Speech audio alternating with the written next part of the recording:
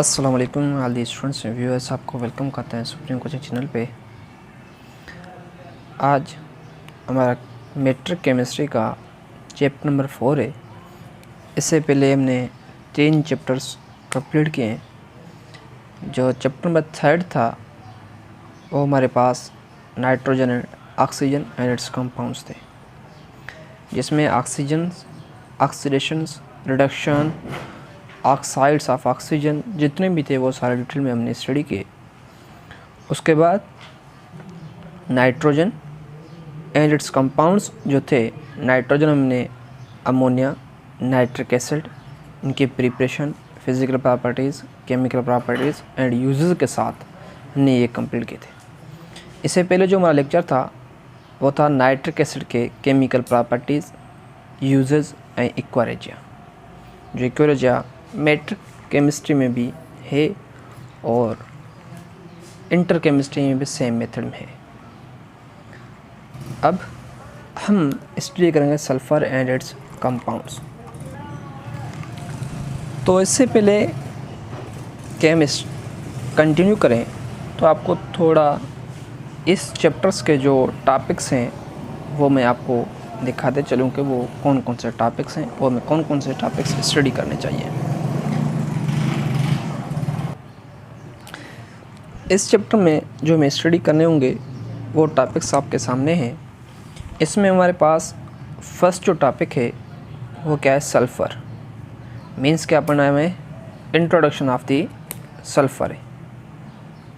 उसके बाद इंट्रोडक्शन में एलोट्रॉपिक फॉर्म्स ऑफ सल्फ़र्स हैं। एलोट्रॉप्स हमने पहले भी स्टडी किए हैं।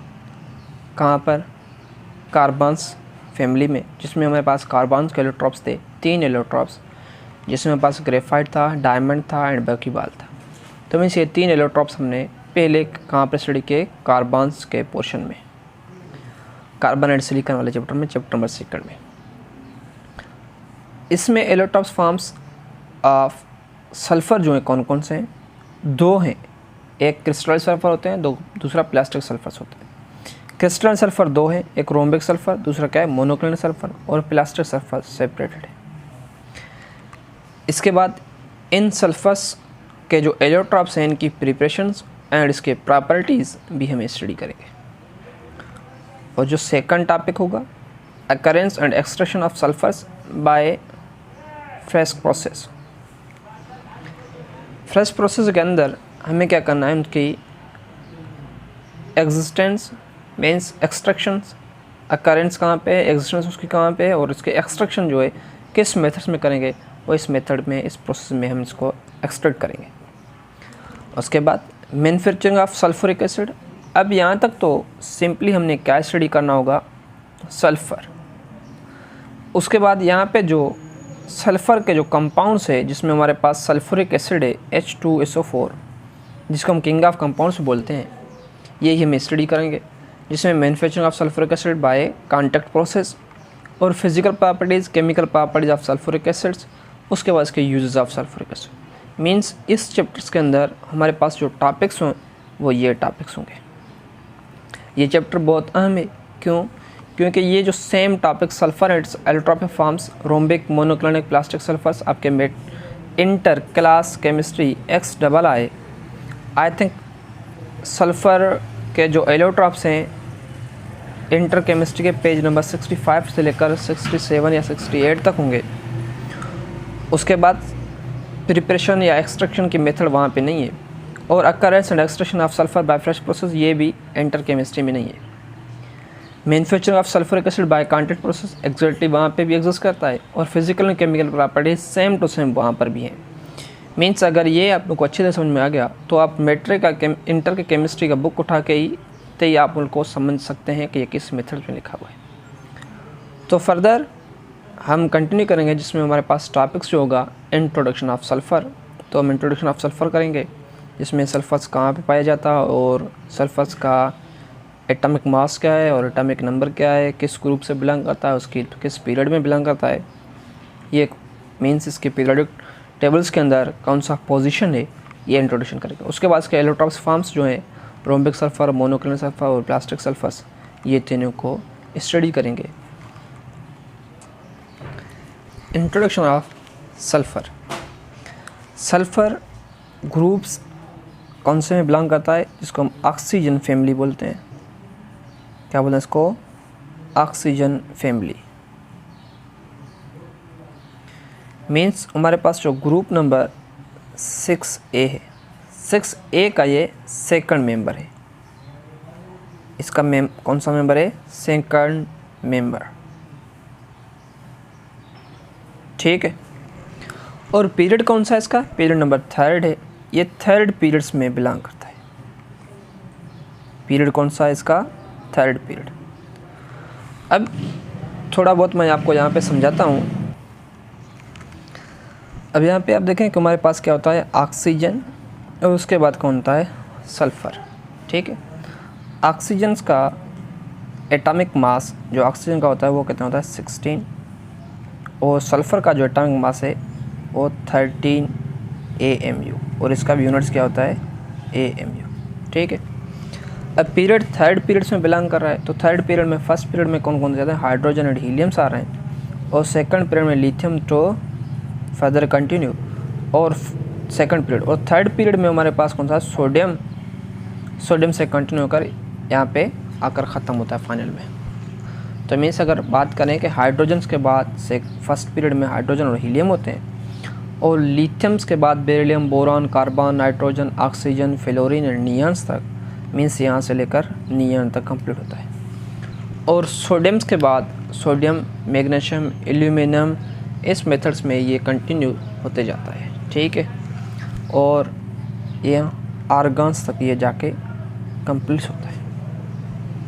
मीन्स टोटल हमारे पास ये जो फर्स्ट पीरियड और सेकंड पीरियड, यहाँ पे कौन था है? Third period. थर्ड पीरियड में हमारे पास कौन आता है? Sulphur belongs to the third periods में बिलोंग कर रहा है। इसके मास क्या है? 32 AMU है। अब यहाँ पे बात करते हैं कि इसका एटॉमिक नंबर्स कितना है। इसका एटॉमिक नंबर्स जो है 16 है इसका एटॉमिक नंबर। मैं यहाँ पे ये भी लिख लेता हूँ जैसे आपको ये पता चले इसका एटॉमिक नंबर क्या है। इसका एटॉमिक नंबर 16 है। ठीक है। अब कुछ पॉइंट्स जो हैं, मेन पॉइंट्स है वो मैं आपको समझाता हूँ कि सल्फ़र कब हमें पता चला कि ये एलिमेंट है। Thousands year before BC, before Christian period, thousands years means 1000 साल BC से पहले, 1000 साल BC से पहले इसको ओनली यूज़ किया गया था किस मेथड्स में? मेडिसिनल पर्पज़ में, और जर्मिसाइड्स जो होते हैं जर्म्स मारने के लिए, उसके लिए भी इसको यूज़ किया गया था। जर्मिसाइडल इफ़ेक्ट्स के लिए भी,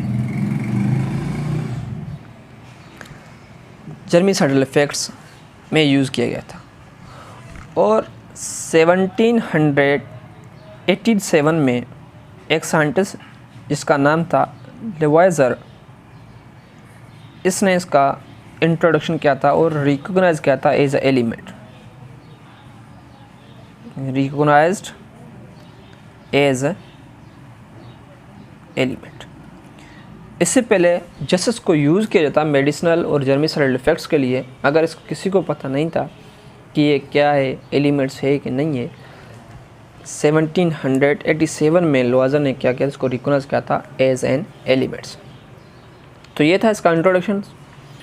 और अब जो हम बात करेंगे सल्फ़र के एलोट्रॉपिक फॉर्म्स में।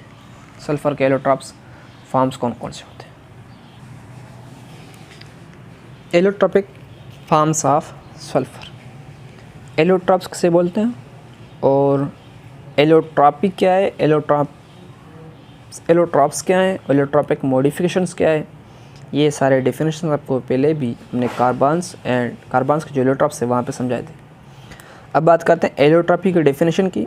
तो एलोट्रॉप की डेफिनेशन क्या होती है? Existence of elements, existence of an elements, किसी भी एक एलिमेंट्स का existence 2 or more than 2 forms, एक से ज़्यादा means 2 or more than 2 forms, 2 या 2 से ज़्यादा फॉर्म्स हों तो उसकी क्या होती है? सेम स्टेट में, तो उसको हम क्या बोलते हैं? एलोट्रॉपी बोलते हैं। अब इनके जो जितने भी फॉर्म्स हैं, 2 हैं, 3 हैं, 4 हैं, जितने भी हैं, उस फॉर्म्स को हम क्या बोलते हैं? एलोट्रॉप्स, या इसको एलोट्रॉपिक मॉडिफिकेशन बोलते हैं। पहले मैं डेफिनेशन लिखता हूँ एलोट्रॉपी का, उसके बाद एलोट्रॉप्स, एलोट्रॉपिक मॉडिफिकेशन। तो हम बात करते हैं डेफिनेशन का। तो डेफिनेशन यहाँ पे लिखा है मैंने, the existence of an elements in 2 और more different forms and same state is called allotropy. तो यहाँ पे ये किसका डेफिनेशन हो गया? एलोट्रॉपी का। और सेकंड डेफिनेशन भी यहाँ पे लिखा हुआ है, the forms of an elements is called allotropes and allotropic modifications. तो मीन्स एग्जिस्टेंस ऑफ एलिमेंट्स एक या दो फॉर्म्स में, 2 या 2 से ज़्यादा फॉर्म्स में हो तो उसको हम क्या बोलते हैं? एलोट्रॉपी बोलते हैं। उन्हें जो भी फॉर्म्स ऑफ एलिमेंट्स मौजूद हैं, स्टेट ऑफ एलिमेंट्स मौजूद हैं, उन स्टेट्स में जितने भी स्टेट्स हैं, जितने भी उसके फिजिकल स्ट्रक्चर्स हैं, उनको हम क्या बोलते हैं? एलोट्रॉप्स या एलोट्रॉपिक मॉडिफिकेशंस। तो अब हम बात करेंगे एलोट्रॉपी की नहीं, मगर के एलोट्रॉप्स या एलोट्रॉपिक मॉडिफिकेशन की। तो एलोट्रॉप्स सल्फ़र के कितने हैं? 2 हैं, एक है क्रिस्टलाइन सल्फ़र, दूसरा क्या है? Plastic sulphur. तो बात करते हैं क्रिस्टलाइन सल्फ़र कौन सा है और प्लास्टिक सल्फ़र।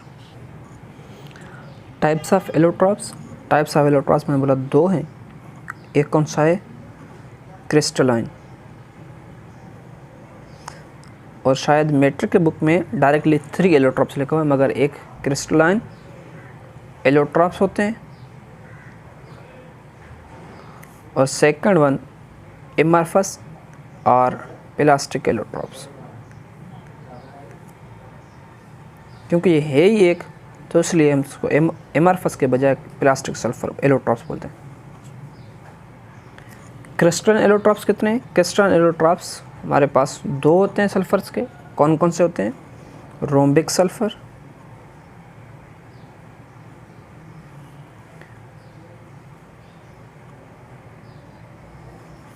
और सेकंड जो होता है, ये था फर्स्ट, और सेकंड जो एलोट्रॉप्स है क्रिस्टलाइन सल्फर का, उसको बोलते हैं मोनोक्लिनिक सल्फर।